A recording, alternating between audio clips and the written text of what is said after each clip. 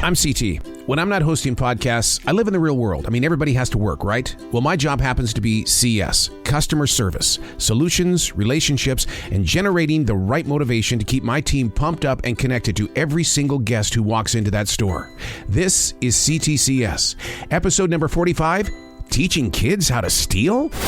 Transition walk, day number 1, brand new week, C.T.C.S.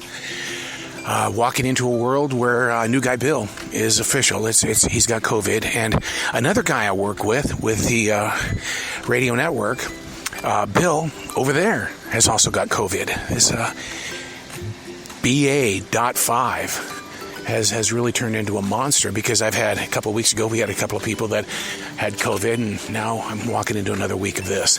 Not to be a Debbie Downer. I mean, you got to do what you got to do to be protected. And the thing is, though, is that everything that has protected us doesn't seem to be protecting us. So I got to clear my head today and be on this transition walk and go into that store with an open heart that is there to serve the people and not serve myself.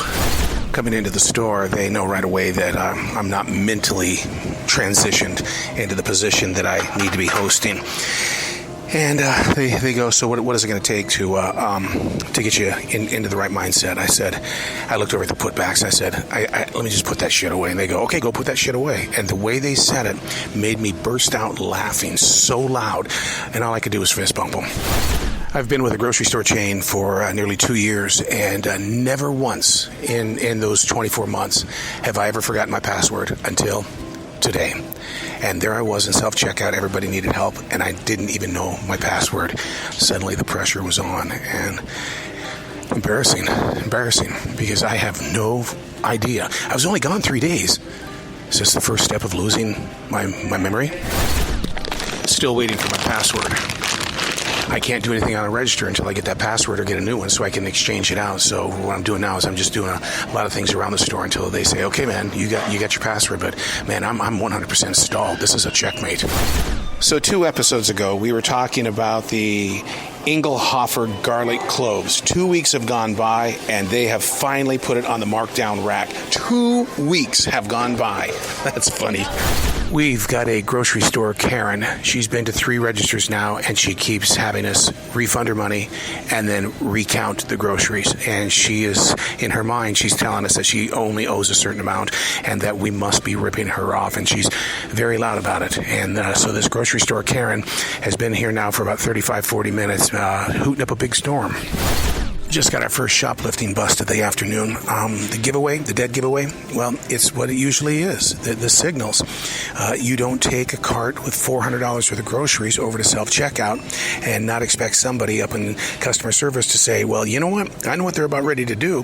What they do is they take it across the scanner, they pay for 1 item, and then they put 3 items inside their basket or inside their bag and stuff like that. And so at that point in time, you kind of close in on them. They make sure that they see you, and then they walk off. Day number 2 of the transition walk.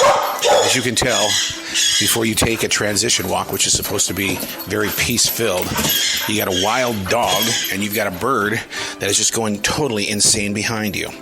So, trying to get her all wrapped up here. I know. You want to go out there and see if that turtle is still out there. We saw a beautiful turtle today, the first time that we were out. And so we're looking forward to reconnecting with nature before we get into CS. And being that it's Friday, it's going to be a pretty rough day. I've really worked pretty hard on changing the way that I arrive at the store. And that is that when I arrive, I like to walk around and say hello to the entire team and not just the front of the store team. I'll go over and say hello to Maria and Floral. I go back and talk with Sam and Produce, make my way over to Frozen with David and stuff like that, because we've got to work together as a team throughout the entire building, even Ryan here, who's a bagger. So you gotta stay in tune with everybody, then everybody feels like they're part of the team. Let's see, today is July 29th, 2022, and I just saw the first sign of fall. The very first sign of fall. It has nothing to do with the leaves, has nothing to do with the temperatures. God knows it has nothing to do with the temperatures. First sign of fall, pumpkin beer. We sold our first little 6-pack of pumpkin beer. Fall is on its way. Currently putting back $214 worth of stolen merchandise. And that stolen merchandise, like always, it's always the soap. And what was really kind of sad about this one was that it looked like a grandmother, and the grandchild was in the cart with all the soap. And, and it breaks your heart because they're teaching them young. And, as we get deeper into this recession, since these numbers that the government isn't fixing, we're going to start seeing a lot more of these thefts. But, here's the thing about it. There's a signal that says, hey, look, I'm a shoplifter, and it's a pattern that you do. And, if you're going to shoplift, don't follow a pattern.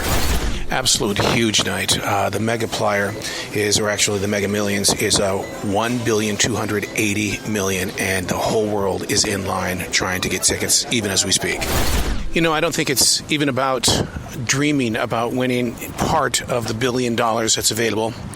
I think people are just saying, I'm just going to say that I bought a ticket and leave it at that. And if I don't win, I don't win. But if I do win, it's because I took a chance on doing it. And so, but you're just seeing so many innocent people handing out $20, $200, $500, trying to just get those winning numbers. And like one gentleman told me, he said that, it's $500. If I win $1 billion, what did I lose? There is a positive with this Mega Million lottery, and that is that a lot of people are getting together. They're laughing, they're talking, they're sharing each other's dreams. They're meeting over there at the lottery machine. They're picking out their numbers. They're having a conversation. Everybody's getting along. It doesn't matter if you're a Republican or a Democrat. It doesn't matter. Everybody's just laughing and getting along, and everybody has wishful thoughts. And I think my wishful thought is I got my ticket last night.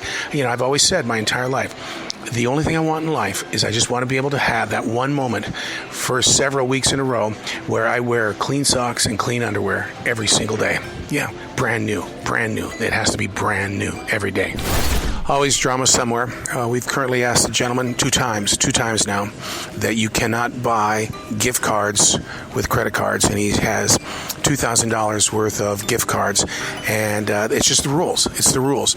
And so now he's going to try to do it a third time, and it's one of those things where you got to play by our rules. We don't care what other stores are allowing you to do, but here you cannot buy $2,000 worth of gift cards with a credit card. It's just not going to happen. Thinking about the UB40 song, the way you do the things you do, and it always shocks me on the way that people do things when they're going through the grocery store. They stop at the ice cream first and then go and do the rest of the shopping.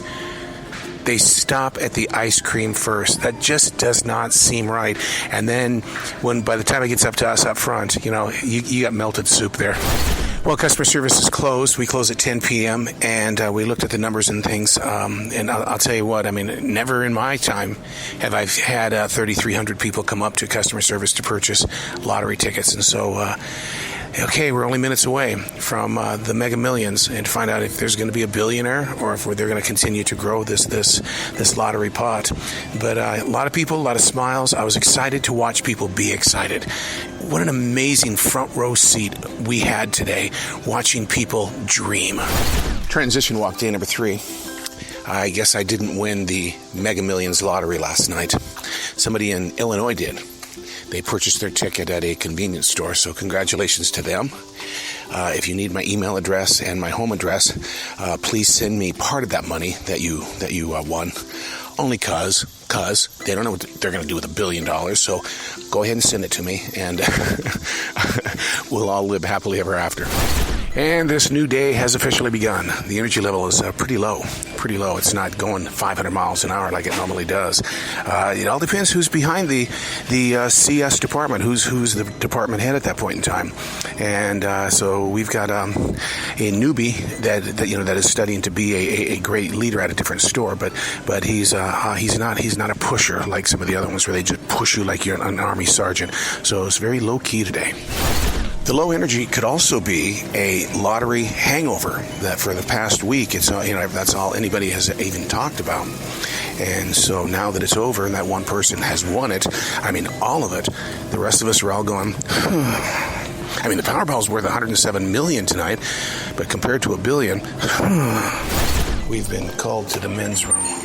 That there's, there it is. Yeah, we were told that there would be something in here that we would not like. And you find a lot of things in the men's room. We have a 12 cans of empty beer. Okay, I guess this is where the party was today. And 12 cans. Ooh. A, what does it smell like on them? And number two, how drunk did they get? Let me give you an update on what's going on with the 12-pack of beer empty. We've looked at the video, and it looks like that he went into the bathroom with 3 fairly large thermoses.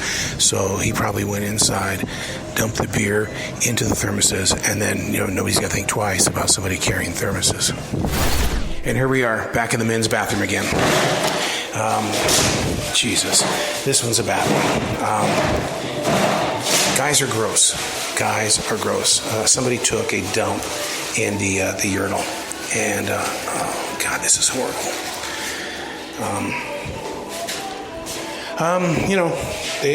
Women say it best. Guys are pigs, and you definitely just prove that to be true.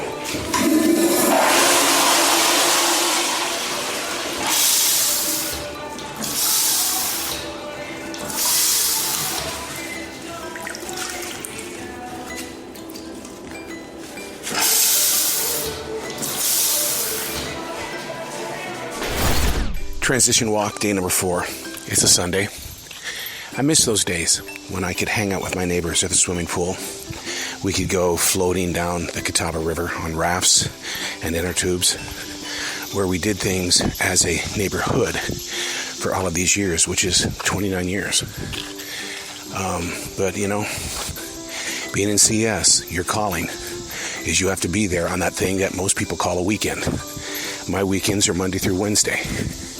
So it's that way everywhere there's retail. So I salute those that are in retail today, because you've had to sacrifice your personal lives in order to be there for other people. My transition walks are through a forest. Lots of trees, lots of beauty, lots of animals. You see a lot of things that really bring a lot of joy to your heart in times of question, in times of victory. I'm not going to sit here and preach. Another thing that a forest provides, a lot of things that you don't want to see. Like, it must have been maybe a 2-week-old baby squirrel on the forest floor. You take the time to bury the squirrel. You take the time to share a prayer. You take the time to help that squirrel transition into what will become the next life. Just arriving at the store, and first thing I do is I always check my list to find out who's on my team today and who's going to stay late tonight. We got 5 people out. This is a very, very, very tight ship. People are in a mood. I mean, they're in a mood. The people that have been here busting butt because these 5 people decided that they weren't going to show up. Simple question. A woman in the produce department is standing there at the bananas, opening them up and eating them. Sure, she's going to take, a bunch with her, but isn't that still stealing? Because by the time she gets up to the cash register, we're not going to weigh her, are we? I mean, just eating away. I've fallen witness to 2 bananas have gone down already. So, interesting. Now, I'm asking you, is this theft, or is it just get on with your day? Cashier number 6 is 16 years old. He's got a badly injured leg, and kudos to him for showing up with a badly injured leg. He has no aspirin.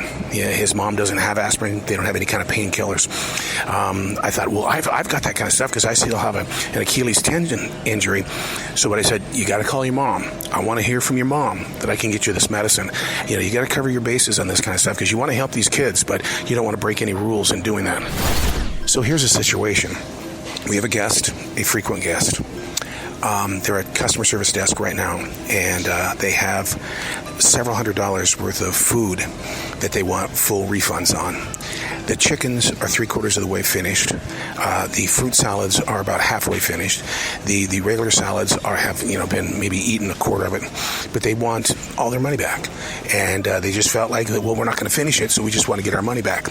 I'm going to keep you posted on this because the managers are handling it right now, but I'll keep you posted. What do you think? Do you think we should just give them back their money? Here's an update on the situation. 25 minutes have gone by. It's kind of a heated conversation because she has no receipts. So what we're doing is we're going through old receipts on the computer to figure out exactly how old this stuff is. And we've got 3 managers involved. We've also got a co-manager involved. But it continues to go. And the question is that how much of this is stuff that you can actually bring back and how much of it is you've eaten too much? After 56 minutes of talking with a woman who was bringing back all the food, they checked every receipt. They did everything on the computer. And just over $193 for the food she was trying to bring back. And the only thing that we could take back were the strawberries because she had a receipt. We looked everywhere for receipts for everything that she brought in, and there was no receipt.